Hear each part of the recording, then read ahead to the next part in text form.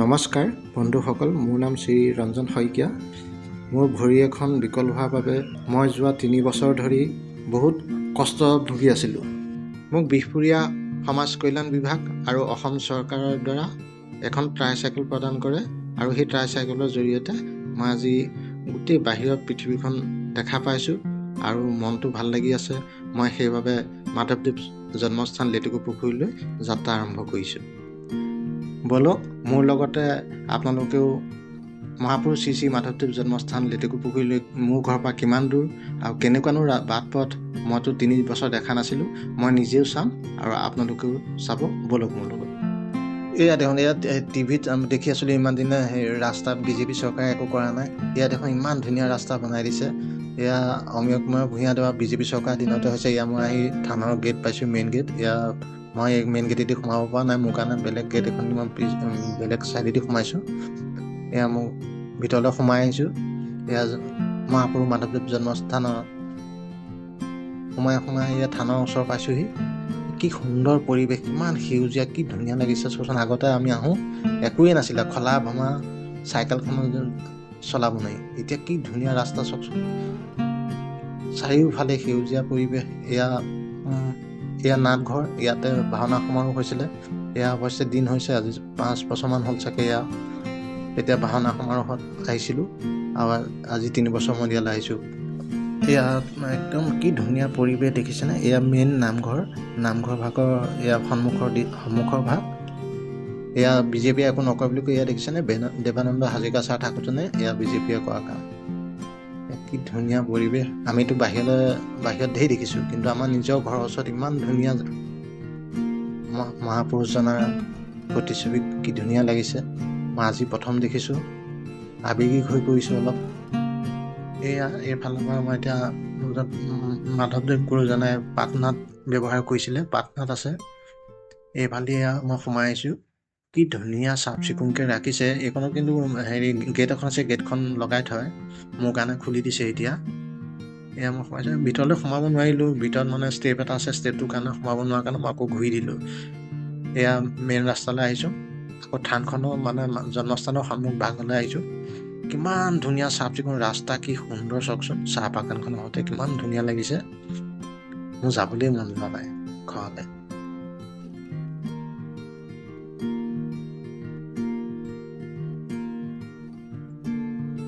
এয়া মই এতিয়া বৰ্তমান অজিৰৰ টোললৈ আগবাঢ়িছোঁ, শ্ৰীমন্ত শংকৰদেৱ সংঘৰ স্থানলৈ। এয়া আহি পাইছোঁহি। এয়া আহি আছোঁ।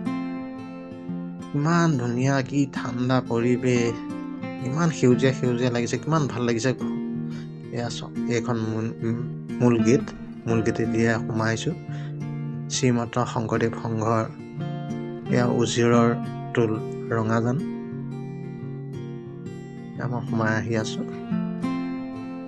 এয়া কোনোবা আলহী আহিছিলে, আলহী ঘূৰি গৈছে। ইমান ধুনীয়া নিৰিবিলি ঠাই, ইমান যে ভাল লাগিছে মনটো। 3 বছৰ দিন দেখাই পোৱা নাছিলোঁ।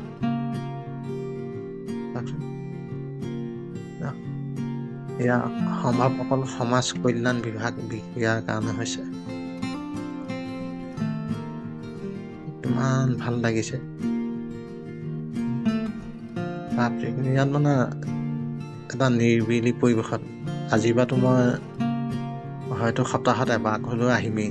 ইয়াত অকণমান বহিম, তাৰপিছতহে যাম। সেইজন কিমান ভাল লাগিছে। এতিয়া বাহিৰৰ ৰাজ্যত হোৱা হ'লে ধাৰ্মিক স্থানত মানুহ একদম ভৰপূৰ হৈ থাকে। আমাৰ ইয়াত চাওকচোন, ইমান সেৰেঙা লাগিছে, কিন্তু ভাল লাগিছে, বহুত ভাল লাগিছে। বহুত সুন্দৰ পৰিৱেশ, কিমান ধুনীয়া এটা চিত্ৰ বনাই থৈছে, মাধৱদেৱৰ কাহিনীবোৰ বনাই থৈছে। কিমান ভাল লাগিছে দেখি।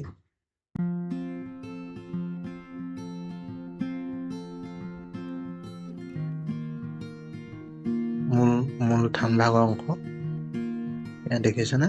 এয়া পুখুৰীৰ পাৰত, এয়া উজিৰৰ পুখুৰী, কিমান ধুনীয়া লাগিছে চাওকচোন। এয়া মাধৱদেৱ জন্মভেটি, এটা মনোমোহা পৰিৱেশ, ধাৰ্মিক স্থল যেন লাগে। ইয়াতে ৰাস উৎসৱ পাতে। ৰাস উৎসৱ ইয়াতে হয়। সৰুতে ময়ো ভাও লৈছিলোঁ তাত। কি সুন্দৰ পৰিৱেশ চাওকচোন। এয়া সম্পূৰ্ণ মই এপাক ঘূৰিছোঁ। ইয়াৰ পুখুৰীতে মাছ আৰু কাছ থাকে।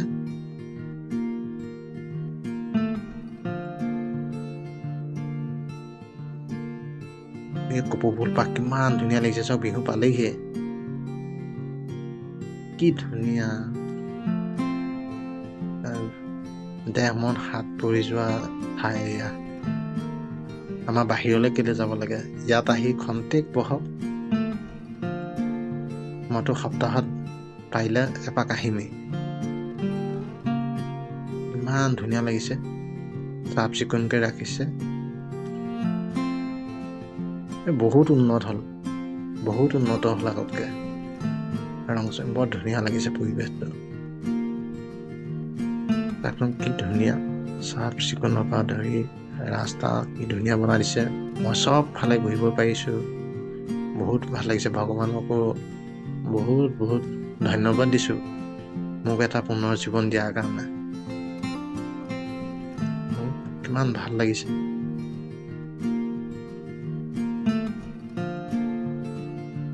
চৰাই কিৰকিৰাই আছে। বৰ ধুনীয়া পৰিৱেশ। এতিয়া মই বাহিৰলৈ পুনৰ ওলাই যাম। ইমান ভাল লগা পৰিৱেশ। মই বাহিৰলৈ কেলে ইয়াতকৈ শান্তি জেগা চাগে আৰু পৃথিৱীত নাই।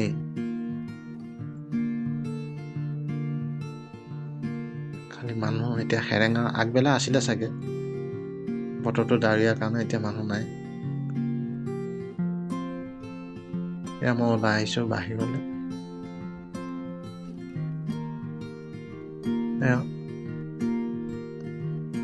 ইমান দিনৰ মূৰত যে দেখা পাইছোঁ। যিসকলে মোক এইকণ সুবিধা কৰিলে বহুত বহুত ধন্যবাদ দেই।